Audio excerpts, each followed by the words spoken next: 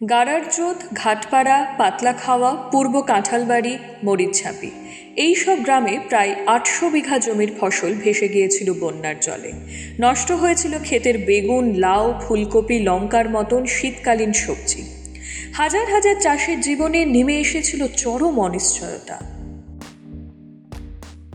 আমরা বেগুন লাগাই, বছর বছর বেগুন আবাদ করি। তো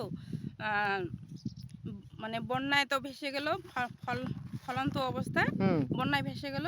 এখন আবার ভুট্টা লাগাইতেছি, মানে এই পলি মাটি দেখি ভুট্টা লাগানো পর্যন্ত ভুট্টা হয় কিনা, সরকারের সুযোগ সুবিধা চাচ্ছি। আচ্ছা, এই যে কত বিঘা লাগিয়েছিলেন বেগুন কত বিঘা লাগিয়েছিলেন আপনারা? 3 বিঘা। 3 বিঘা লাগাইছি। হ্যাঁ, ঋণ করে আমরা লাগাইছি, ঋণ তো শোধ হয় নাই। এখন এই যে পলি মাটিতে দেখি ভুট্টা লাগাইতেছি, এখন ভুট্টা উঠে কিনা সন্দেহ আছে। হ্যাঁ, সন্দেহ আছে। কি চাইবেন আপনারা এখন? এখন সরকারি সুযোগ সুবিধা এটাই চাই।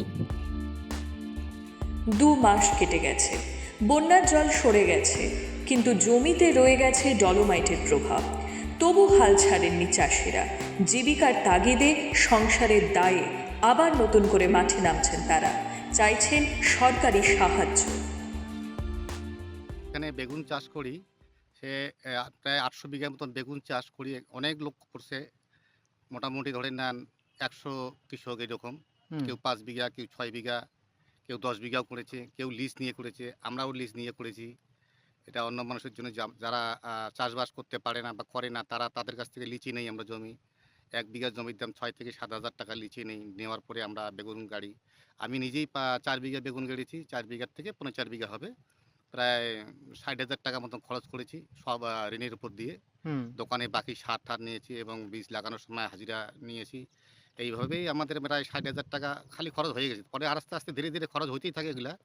এগুলা হিসাবগুলো অন্যরকম হয়ে যায়, কারণ সার কিনতে লাগে, চাপান দেই আমরা ১৫ দিন পর পর চাপান দিই বা ২০ দিন পর পর চাপান দিই, তারপরে ওষুধ স্প্রে করি। এইভাবে ৬০,০০০ ৬৫,০০০ খরচা হয়ে গেছে। তারপরে এগুলা আমরা যখন ফল টাইম এসে গেল, ওই টাইমটার মধ্যেই বন্যা এসে গেল। বন্যার মধ্যে সম্পূর্ণ গাছ একদম পলির নিচে একদম চলে গেল।